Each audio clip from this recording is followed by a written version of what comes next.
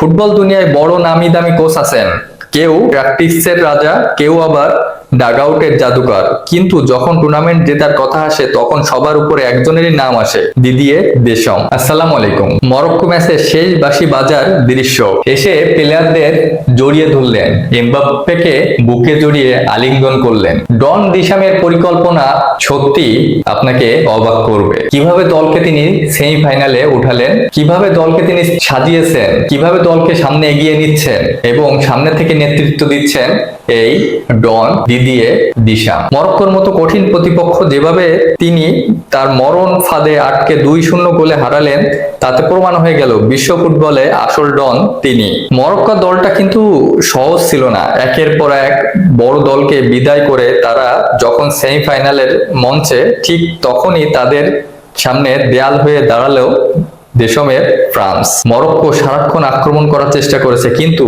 দেশমের সাজানো রক্ষণভাগ যেন এক নিরেট চীনের প্রাচীর। ফরাসি ডিফেন্ডাররা মরক্কোর সব পরিকল্পনা ধুলোয় মিশিয়ে দিল, আর ঠিক সময়ে নিখুঁত বদলি খেলোয়াড় নামিয়ে ম্যাচটা পুরোপুরি নিজেদের করে নিল এই মাস্টার মাইন্ড। মাইনিয়ানের দুর্দান্ত সেভ, উইলিয়াম সালিবার ট্যাকেল এবং কান্তের মাঝমাঠে বল কেড়ে নেওয়ার দুর্দান্ত দ্রুতগতির অ্যাসিস্টেড ক্লিপ, এরপর কিলিয়ান এমবাপ্পের গতিময় দৌড়ের দৃশ্য, এ যেন 2018 থেকে 2022-এর সেই দুর্দান্ত ফ্রান্সকেই মনে করিয়ে দিল আরো একবার। এই 2026 বিশ্বকাপে দেশম যে স্কোয়াড নামিয়েছেন তা যে কোনো প্রতিপক্ষের জন্য আতঙ্কের নাম। পোস্টের নিচে বাজ পাখির মতো পাহারায় আছেন মাইক মাইনিয়ান, রক্ষণে উইলিয়াম সাবলি আর ইব্রাহিম কোনোতে যেন লোহার গেট, আর মাঝমাঠে বুড়ো হাড়ের ভেলকি দেখাচ্ছেন অভিজ্ঞ এনগেলো কান্তে এবং তরুণ তুর্কি চুয়ামেনি। আর সবার সামনে দলের বড়বাজি কিলিয়ান এমবাপ্পে, আর দেমবেলে তো আসেনি তার সহযোগী।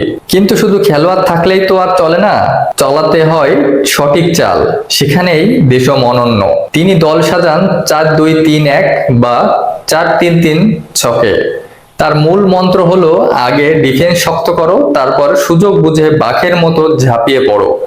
দেশম সব থেকে বড় চাল ছিল এমবাপ্পের পজিশন বদলে দেওয়া, তাকে শুধু উইঙ্গে আটকে না রেখে মাঠের মাঝখানে ফ্রি রোল দিয়েছেন, যার ফলে প্রতিপক্ষরা বুঝতেই পারে না এমবাপ্পে কোন দিক থেকে আক্রমণ করবেন।